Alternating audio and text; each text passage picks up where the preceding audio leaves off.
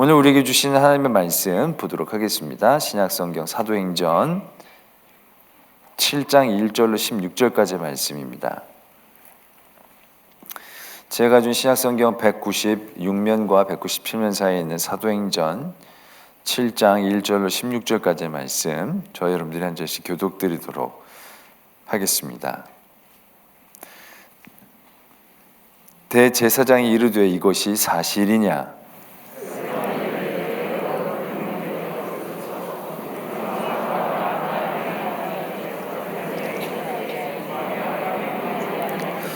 이르시되 내 고향과 친척을 떠나 내가 내게 보일 땅으로 가라 하시니,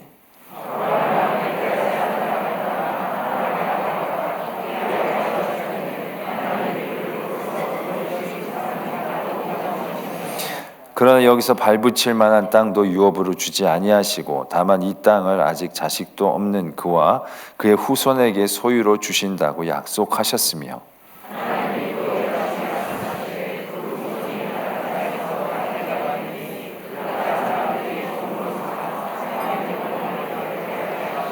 또 이르시되 종 삼은 나라를 내가 심판하리니 그 후에 그들이 나와서 이곳에서 나를 섬기리라 하시고,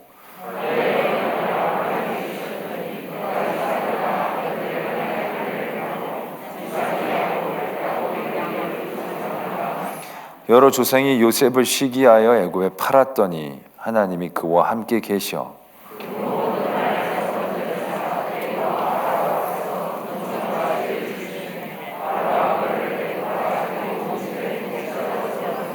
그때 애굽과 가나안 온 땅에 흉년이 들어 큰 환란이 있을새 우리 조상들이 양식이 없는지라.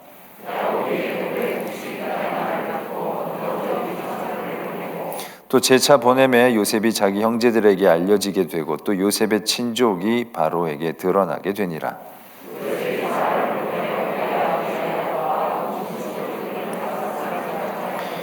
야곱이 애굽으로 내려가 자기와 우리 조상들이 거기서 죽고 세겜으로 옮겨져 아브라함이 세겜 하몰의 자손에게서 은으로 값주고 산 무덤에 장사되니라.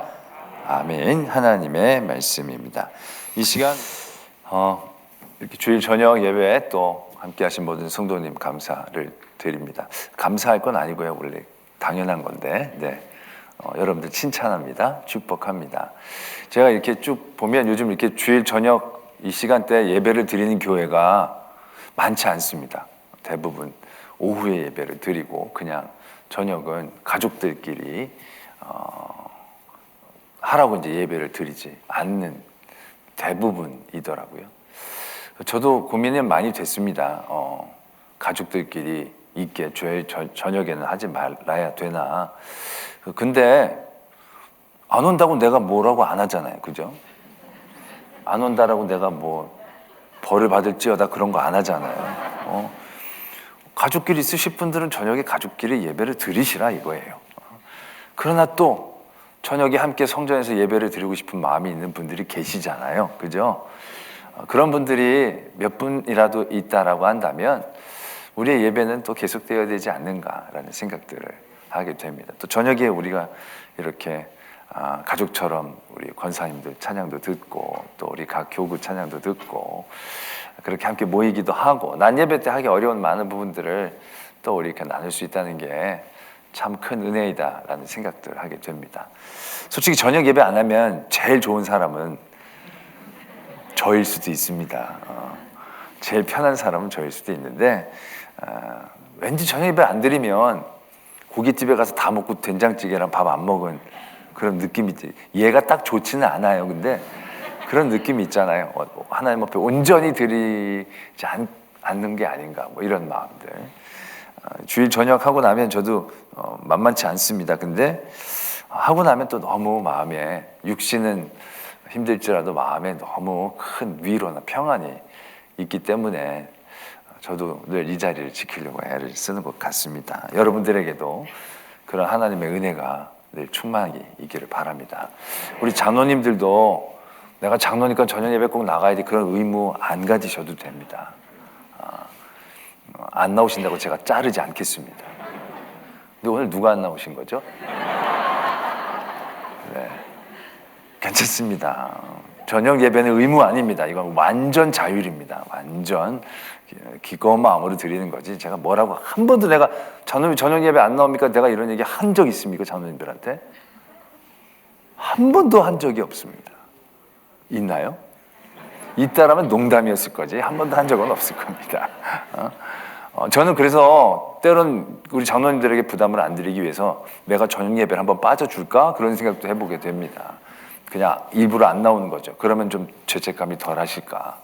저는 이렇게 예배는 이렇게 기쁜 마음으로 우리가 함께 모이기를 힘쓰는 이런 즐거운 예배가 되기를 소망을 하는 거죠. 믿음이라는 것은 억지로 하는 게 아닙니다. 낮에도 말씀을 드렸지만 억지로 하는 믿음은 정말 괴로운 믿음입니다. 우리가 믿음의 생활을 해나가기 위해 여러 가지를 절제하고 또 여러 가지를 행하고 섬기고 그런 섬김들이 막 힘들고 어렵고 짐처럼 여겨지게 된다는 것처럼 참 불행한 일은 없다라는 생각들을 하게 됩니다. 저도 그런 기간이 있었습니다. 군대 가기 직전이었는데요. 제가 대학교 2학년 때죠. 1학년, 2학년 때 제가 이제 교회 봉사를 하는데 진짜 너무너무 일이 많고 힘든 겁니다. 그러니까는 월요일에는 제가 수업을 잡지를 않습니다. 필수가 있지 않는 한 필수도 웬만하면 다른 과목, 다른 단대 필수로 돌려서 아예 월요일은 제가 이제 쉬려고 하는 거죠. 왜냐하면 주일 저녁까지 봉사라고 가면요, 진짜 녹초가 되는 겁니다. 그냥 교회 학교 교사에서부터 찬양대 봉사, 또 끝나고 찬양팀 또 저녁 예배까지. 그러니까 주일은 제가 보면 우리 아버지가 목사님이신데 아버지보다 내가 열심히 하는 것 같은 생각이 드는 거예요. 아버님은 그때 이제 예배가 2번인가 1번이었는데 그때 설교하시면 되는데 저는 교회 학교 먼저 가서 경건회 하죠. 애들 가르치고 무슨 행사 있으면 행사 기획하죠. 그 교회 학교 정리하면 또 성가대 올라갑니다. 성가대 올라가기 전에 연습하죠. 성가대 예배 시간에 성가대하고 성가대 끝나면 성가대 끝나고 또 연습하잖아요. 또 그거 연습하는 거예요. 그러고 나면 청년부 일들이 또 있는 거예요. 맞아, 청년부 일. 그럼 청년부 제가 임원 했겠습니까? 안 했겠습니까? 또 뭐 많지도 않은 청년이니까 진짜 다 뒤집어. 그러고 나면 저녁 예배 찬양팀. 제가 찬양팀 단장이었겠습니까? 아니었겠습니까? 내가 뭐 그런 거 내가 막 하면서 하루 종일 이제. 그래서 제가 군대 가야겠다 생각을 했습니다. 이걸 그만하려면 군대를 가야겠다. 그래서 제가 2학년 때 군대 해가지고 끝나고 군대를 갔지요. 너무너무 교회 일들이 힘들고 어렵더라고요. 근데 군대 가서 진짜 교회를 하나도 못했습니다. 남들은 군대 가서도 교회 섬기기도 하고 그런데던데 저는 이상하게 그게 잘 연결이 안 돼서 예배 이외에는 예배도 제대로 못 드리게 할 때가 많았습니다. 그때 한이 맺혔습니다. 저도 몇 번 말씀을 드렸지만 그때 너무 하지 못하는 것이 한이 맺혀서 그때 이후는요, 제가 아무리 많은 교회 일이 맡겨져도 그것이 짐이나 또 버겁거나 귀찮거나 그렇게 여겨지지 않게 되어진 거죠. 제가 그래서 목사가 될 수 있었던 것 같습니다.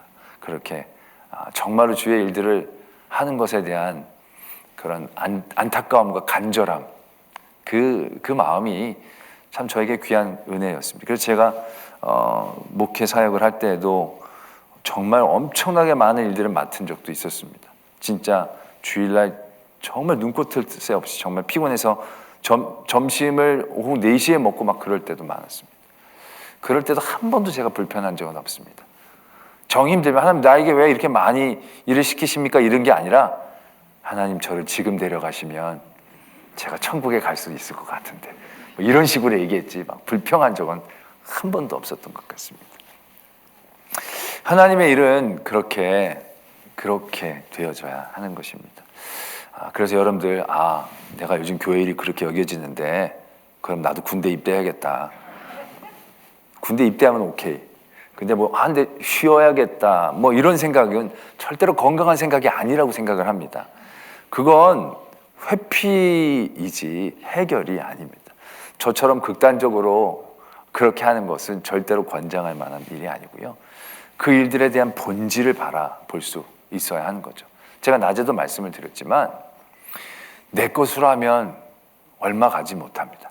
내 것으로 하면 지치고 힘들어집니다. 짜증나고 원망스럽고 피하고 싶어집니다. 왜요? 자꾸 내 걸 태워서 빛을 내야 되면 나중에 좀 태울 게 많이 있으면 괜찮지만 억지로 무엇인가를 짜내서 태워온다는 것은 정말로 쉬운 일이 아니거든요. 금방 지치고 금방 불평이 나오고 또 금방 나의 모든 영적인 상태들이 고갈되어질 것입니다. 하나님의 일들은 그렇게 하는 게 아니고요. 이렇게 반사하는 겁니다. 반사. 내가 하나님으로부터 받은 그 기쁨, 은혜, 감사를 내 안에 충만케 해야 되는 거죠. 그리고 그것으로 우리가 행할 수 있어야 한다는 것이죠. 주의 사랑으로 사랑하는 거죠. 주의 은혜로 은혜를 나누는 거죠. 내 걸로 하면 정말 힘들어집니다. 그래서 여러분들이 막 힘들어질 때는 한번 생각해 보셔야 합니다.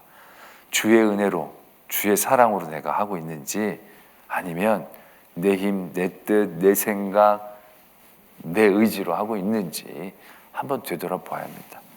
정말로 너무 주의 일이 힘들고 지칠 때는 대부분 내 힘과 내 의지대로 하려고 할 때, 근데 그것이 내 뜻대로 내 의지대로 되지 않고 그 결과가 그렇게 내가 생각하는 대로 나오지 않을 때 우리는 그러한 자리들을 만나게 될 것이다 라는 얘기죠. 그러나 주의 은혜로 비추게 되면 그 결과에 매이지 않습니다. 어차피 나는 통로일 뿐이거든요. 그 일들의 어떤 주관자나 그 일들을 어떠한 책임져야 될 그런 자리에 있는 게 아니거든요. 물론 막 하게 되는 것을 의미하는 건 아니겠죠. 주의 은혜가 흘러가서 그 은혜가 당장에 내가 생각하는 결과로 나타나지 않을지라도 그런 모든 자리에서요, 우리는 좀 더 바라보고 좀 더 견디고 그 흘려보내는 일들을 계속할 수 있는 그러한 믿음, 마음의 힘들이 주님께로부터 받은 은혜를 통하여 우리가 행하게 될 때 지켜낼 수 있다라는 것을 우리가 오늘 깨달아야 한다는 것이죠. 오늘 우리가 이제 바라보게 될 말씀도 어떻게 보면 그러한 내용들이 있습니다. 스데반이 6장에서 잡힙니다. 전도를 하다가 잡히죠. 그리고 모함을 당하게 됩니다. 그래서 기소가 되는데 그의 죄목은 무엇이냐면 거룩한 것과 율법을 거슬러 말했다라는 것입니다. 거룩한 곳이라는 것은 이제 성전을 의미하는 것이겠죠. 그러니까 성전과 율법을 반하는 그러한 이야기를 스데반이 했다라는 것이 그의 죄목입니다. 그러한 죄목 앞에 대제사장이 다시금 묻습니다. 이 말이 사실이냐? 증인들이 나타나서 네가 성전과 율법을 거슬러 얘기하고 있다는데 이 말이 사실이냐? 이렇게 묻습니다. 그러한 대제사장의 신문에 답을 하고 있는 것이 이 스데반 집사님 오늘 우리가 읽은 말씀입니다. 지금 7장에서부터 거의 50 몇 절까지 이 설교가 쭉 이어집니다. 어떻게 보면 성경에서 사도가 아닌 사람의 유일한 설교라고 얘기할 수 있습니다. 대부분 베드로나 바울이나 사도들이 설교라는 것들이 적혀져 있는데 그러한 사도가 아닌 집사님이 한 유일한 설교, 그게 바로 이제 이 7장에 나오는 말씀이고요. 이 말씀은 그 모든 설교들 가운데서도요, 여러 가지 어떤 변증적인 것이나 설득적인 것이나 정말로 탁월한 하나님의 말씀이다라고 평가받는 그러한 말씀이다라는 거죠. 오늘은 그 말씀 가운데 전반부를 오늘 우리가 함께 나눴습니다. 그러한 신문 가운데 스데반이 이렇게 얘기를 하죠. 여러분 부형들아, 우리 형제들, 우리 조상, 이제부터 아브라함에서부터 쭉 시작합니다. 어떻게 보면 성경과 율법에 대해서 네가 거슬러 얘기한 게 아니냐라는 질문과는 굉장히 동떨어진 답이 시작되는 것처럼 보입니다. 그러나 그 모든 이스라엘 역사와 하나님의 말씀들 가운데에서 말하자면 사람들이 기소한 그 일들에 대하여 바른 깨달음이 무엇인지에 대해서 아마미에 계속적으로 언급하게 되는 것을 발견하게 되는 것이죠. 그럼 이제 아브람 때부터 얘기합니다. 아브람 때부터 여러 가지의 창세기, 우리가 요즘 수요일날 말씀을 나누고 있는데 그 창세기 일들이 압축이 되어지죠. 그래서 거의 16절까지 이 말씀을 통해서 요셉까지 됩니다. 그 다음부터는 모세가 되는 거죠. 그런데 이 요셉까지의 말씀이 어떻게 보면 창세기에서 거의 아브라함이 한 12장쯤에서부터 시작을 해서 거의 50장까지 이제 야곱의 얘기가 되니까 거의 뭐 한 30여 장에 대한 말씀이 이 한 5구절로 압축이 되어지는 겁니다. 그 압축이 되면서 말할 수 있는 많은 사건들 가운데 여기서 언급하고 있는 대목들이 굉장히 의미 있게 다가오는 것이다라는 걸 우리가 이제 짐작할 수 있는 것이죠. 처음에 아브라함을 부르실 때 어떤 지명에 대한 얘기를 하고 있습니다. 메소포타미아에 있을 때, 하란에 있을 때, 그러면서 친척 고향 집을 떠나라고 했을 때, 이제 그러한 말씀, 아브라함이 그러한 여러 사전의 지역적인 그런 말씀들에서부터 시작하죠. 어떻게 보면 우리에게 이 말씀이 왜 이렇게 중요할까? 더 중요한 건 아브라함이 어떻게 하나님을 믿고 약속의 자녀를 얻고 뭐 이삭을 바치 이런 얘기들이 더 중요할 것 같은데, 아브라함의 얘기 가운데서는 그런 얘기가 아니라 결국 메소포타미아의 하란에 있다가 가나안 약속한 땅으로 갔던 얘기들이 적혀지고 있는 것이죠. 그리고 그 땅을 약속으로 받는 어떤 그런 부분들이 적혀져 있는 것입니다. 이 여러 가지 지역들을 얘기하면서 결국 이 스데반 집사님을 통하여 하나님께서 우리가 깨닫기를 원하시는 부분이 있습니다. 이스라엘 지금 이 제사장들 바리새인들은 거룩한 곳 성전을 무척 중요하게 여기고 있습니다. 그 성전은 하나님의 거룩함의 결정체입니다. 정말로 거룩한 곳이기 때문에 거기는 아무나 들어가지도 못하게 하는 것이죠. 거기서는 심지어 왕도 함부로 행할 수가 없는 그러한 거룩한 곳이 되어집니다. 마치 그곳이 하나님이 계신 유일한 곳인 것 마냥 그들은 그렇게 생각을 합니다. 그래서 성전을 향하여 얘기하는 것들에 대해서 굉장히 경계하고 그 일들에 대하여 그들은 민감하게 반응하고 있다는 것이죠. 그러나 오늘 아브라함을 부르신 하나님은 어디에 계신 하나님이십니까? 아브라함을 부르신 하나님은 천지 만물 모든 곳에 계시는 하나님이다라는 것이죠. 메소포타미아에도 있었고 하란에게도 있었고 가나안 땅에도 있었고, 하나님은 어떤 곳에 아브라함을 부르시는 것이 아니라 아브라함이 계신 곳에 찾아가시는 하나님. 아니, 엄밀히 말씀을 드리자면 아브라함이 있는 모든 곳에 이미 존재하고 계시는 하나님, 그 하나님이시다라는 것을 암암리에 나타내고 있다는 것을 오늘 우리는 발견하게 되는 것이죠. 솔로몬이 성전을 지었을 때도 마찬가지입니다. 솔로몬이 성전을 짓고 나서 하나님 앞에 헌당을 드리죠. 헌당을 하면서 기도한 대목이 나옵니다. 그때 솔로몬이 뭐라고 고백을 합니까? 우리가 성전이 이렇게 멋지게 지었으니 하나님 이곳에 임하여 주십시오. 이곳에 계심을 믿습니다. 이곳이 하나님의 거룩한 곳입니다. 이렇게 기도하지 않습니다. 솔로몬은 이렇게 기도합니다. 하늘에 계신 하나님이 이곳을 긍휼히 여겨달라고 얘기를 하지요. 먼 곳에 떠나 있는 많은 이들도 이 성전을 향하고 성전을 기억함으로 하나님께 기도하면 하나님께서 응답해 주시기를 원합니다. 이런 스타일로 기도를 하는 것을 우리는 보게 됩니다. 성전은 어떻게 보면 그 자체가 거룩한 곳을 의미하는 게 아니라는 겁니다. 성전은 어떻게 보면 사인에 불과한 겁니다. 이곳을 통하여 우리가 하나님을 향하고, 이곳을 통하여 하나님께 기도하고, 이곳을 통하여 하나님께 깨어가는 어떤 통로에 불과한 것이 이 성전이 하나님은 아니다라는 얘기죠. 하나님은 하늘에 계신 하나님이신 거예요. 어떻게 사람이 짓는 그 곳에 하나님이 계실 수 있겠어요? 그건 어떻게 보면 하나님을 가두는 오히려 더 무례한 행동이 될 것이다라는 얘기죠. 너무나도 우리가 조금만 생각해봐도 그것을 알 수 있어요. 그래서 하나님은 다윗이 성전을 지으려고 할 때도 짓지 못하게 하시죠. 뭘 굳이 그런 걸 지으려고 하느냐? 이미 나는 모든 곳에 임하고 있는데. 결국 그러한 의미다라는 거죠. 그리고 솔로몬의 성전을 허락해 주신 것은 너희들이 이제 나를 부를 수 있는 그곳, 나를 향할 수 있는 그곳을 허락해 주시는 것을 의미할 뿐이지, 성전은 하나님 앞에 큰 의미가 되지 않습니다. 사람들은 성전이 무너질 때마다 가슴 아파하죠. 그러나 하나님은 성전이 무너지는 것으로 크게 계획하지 않으십니다. 성전을 무너뜨리기도 하시고 다시금 세우시기도 하시는 그분이 하나님이신 거예요. 하나님은 모든 곳에 계시고 모든 곳에서 우리와 함께 하실 수 있는 그 하나님이시다라는 얘기죠.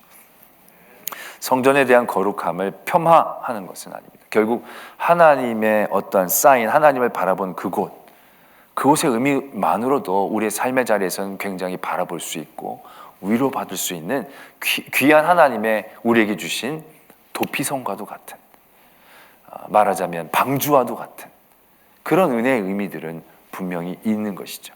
그러나 그 자체가 하나님이 되는 건 아니다라는 거죠. 그런데 이 사람들은 어떻습니까? 성전을 거룩하게 여기는 건 좋습니다. 그런데 성전만 거룩하게 여기는 겁니다. 성전 안에서 어떻게 행동하는지에 대해서만 눈을 켜고 바라보는 것입니다. 성전을 해코지 하는 말에 대해서만 민감하게 반응한 것입니다. 왜요? 성전을 통하여 하나님께 나아가고 하나님을 붙잡는 것이 아니라 성전을 통하여 그들의 유익을 지키니까요. 그들의 성전을 통하여 그들의 권위를 지키니까요. 철저히 그들을 위한 성전, 그러한 성전을 귀하게 여기고 지키려는 그러한 마음들 가운데 그들이 병들어지기 시작했다는 것이죠. 그래서 그러한 얘기를 하는 것입니다. 아브라함에 대한 얘기를 하면서 여러 지역에 대한 이야기를 하고 계시는 거죠. 그리고 난 다음에도요, 5절에 보면 발붙일 만한 땅도 유업으로 주지 아니하시고 다만 이 땅을 아직 자식도 없는 그와 그의 후손에게 소유로 주신다고 약속하셨다. 5절에 그렇게 적혀져 있습니다. 이 말씀이 또 굉장히 중요한 말씀이에요. 아직 발붙일 땅도 없고 자녀도 없는데 그 땅을 너희 후손에게 주신다는 거예요. 너무 허망하죠. 그리고 그 땅을 온전히 누리려면 나중에 어떻게 되느냐면 한번 애굽으로 내려왔다가 400년 뒤에 있다가 다시금 올라와서 그 땅에서 하나님을 섬기게 된다는 거예요. 어떻게 보면 대단히 근거도 희박하고 기간도 오래 걸리고 밑도 끝도 없이 정말로 먼 그런 이야기인 겁니다. 그러나 이러한 모든 일들이 멀다고 아주 길다고 아무런 근거도 아직 없다고 허황된 얘기를 하고 있는 게 아니다라는 걸 우리는 너무 잘 알고 있다는 것입니다. 아직 자녀도 없고 발붙일 땅도 없고 제대로 그쪽에 올라와서 민족이 그 땅에서 하나님께 주신 은혜를 누리려면 400년, 500년 더 있어야 되는 거예요. 그러나 그럼에도 불구하고 그 일들에 대하여 강력한 실효성이 있는 것은 어떤 이유 때문입니까? 하나님이 그들에게 언약해 주셨다는 거죠. 하나님이 약속을 해 주셨다는 겁니다. 어떤 문서가 있는 것도 아니에요. 어떤 그것에 이정표가 있는 것도 아니에요. 그냥 하나님이 말로 언약해 주신 거예요. 근데 그게 가장 강력한 구속력을 갖고 있다는 거죠. 그게 가장 확실한 언약과 또한 이루어질 증표가 되어진다는 얘기죠. 뭐 말로 적어서 사람들이 만들어낸 율법, 그게 아니라는 거예요. 가장 확실한 건 하나님이 우리에게 주신 약속이다라는 얘기죠. 아브라함에게 해주셨던 그 약속. 그 약속은 어디 적혀 있거나 숭배하는 대상은 아니지만 그것이 오래 지난다고 사라지거나 가능성이 없다고 무시되어질 수 있는 종류가 아니다라는 얘기죠. 결국 하나님의 일은 하나님의 말씀으로 이루어지는 겁니다. 내가 율법을 많이 지킨다고 될 게 안 되고 안 될 게 되고 그런 게 아닙니다. 하나님은 하나님이 하신 약속을 하나님이 지키십니다. 그걸 받느냐 안 받느냐의 문제이지 하나님이 안 지키시고 지키시고의 문제는 아닙니다. 하나님은 하시면 반드시 하시는 하나님이시기 때문에 그렇다는 거죠. 그것에 대한 분명한 깨달음 가운데에서 성전이나 율법이 중요한 게 아니라 그 성전과 율법을 통하여 우리가 바라볼 하나님이 더욱더 중요하다는 사실들을 우리가 깨달아야 한다는 얘기죠. 그 다음에 요셉의 얘기가 나옵니다. 야곱의 얘기를 건너뛰고 요셉의 얘기가 나오죠. 요셉은 무엇을 의미합니까? 가장 예수 그리스도와 닮은 그런 구약의 인물 중에 하나가 요셉입니다. 많은 어려움과 핍박과 탄압들, 그러나 그 가운데서도 하나님 앞에서 그의 자리를 지켜냈을 때 그를 통하여 그의 가족이 구원을 얻게 되어지는, 그래서 요셉이 가장 예수 그리스도를 닮은 사람의 모습이다라고 얘기하고 있다는 거죠. 그 얘기를 지금 또 하고 있는 것이죠. 요셉이 시기를 당해서, 형제들에게 시기를 당해서 팔려갔지만 그 모든 환난에서 건지시고 그에게 은혜를 입혀 주셔서 애굽의 총리가 되게 하시고 가뭄으로 온 가족이 큰 위기에 처해졌을 때 야곱이 그 요셉을 통하여 야곱의 가문이 구원과 은혜를 받는 그러한 이야기가 적혀져 있다라는 얘기죠. 결국 이 요셉의 얘기를 통해서 예수 그리스도의 말씀, 이야기들을 떠올릴 수 있게 하는 것이죠. 많은 사람들의 시기로 인기를 받고 각광을 받는 것에 대하여 시기로 예수 그리스도는 고난을 받으셨지만 그런 모든 고난과 환난 가운데에서 그것들을 향하여 갚거나 대항하거나 싸우거나 한 것이 아니라 그것을 그대로 받아들이고 묵묵히 하나님의 말씀과 하나님의 앞에서 순종하게 되었을 때 부활하시고 승천하시고 우리에게 놀라운 하나님의 영생의 은혜를 주시는 그런 예수님을 우린 요셉의 모습을 통해서 다시 한번 떠올려낼 수가 있다라는 것이죠. 그러면서 다시금 그들에게 도전하고 있는 거죠. 구약의 역사를 쭉 얘기하고 있지만 그들은 지금 성경과 율법에 매여 있습니다. 성경과 율법에 매여 있다는 것은 어떻게 보면 자신 스스로에게 매여 있다는 거예요. 그들이 믿는다라고 얘기하지만 그들의 믿음은 하나님을 향한 믿음이 아니라 관성에 끌려가는 믿음에 가깝다라는 것입니다. 그 관성에 끌려가는 그들에게 다시 한번 말씀하고 계시고 도전하고 계시는 거죠. 너희가 믿는 건 너희지 하나님이 아니다. 하나님을 온전히 믿기 위해 너에게 주신 은혜를 사용해야지 너에게 주신 것이 하나님인 줄 알고 믿으면 안 된다는 것을 다시 한번 도전하고 계신다는 거죠. 우리의 믿음의 자리도 우리 늘 비추어 보아야 합니다. 내가 지금 믿는다라고 하지만 과연 내가 믿는 게 하나님인지 아니면 성전과 율법인지, 내가 지금 사람들에게 뭔가 정죄하고 판단하고 평가하는 기준들이 정말로 하나님의 마음으로 그것들을 바라보고 있는지, 하나님의 눈으로 바라보고 있는지, 아니면 내 안에 쌓여져 있는 여러 가지의 율법적인 생각들, 내 안에 내가 거룩하다라고 여겼던 모든 것들에 대한 중심 가운데 바라보고 있는 그런 마음 가운데서 이루어지고 있는 것은 아닌지 우린 분명히 되돌아봐야 한다는 것이죠. 이게요, 바리새인이나 제사장들만 그렇게 행동하고 사는 게 아닙니다. 우리 스스로도요, 내가 그 일들 가운데 깨어있지 못하면요, 순식간에 우리는 관성 가운데 끌려갑니다. 우리가 예배를 봐도 그래요. 우리가 예배를 보게 될 때가 너무 많지 않습니까? 우리가 예배를 아무 생각 없이 참석하면요, 예배를 그냥 봐요.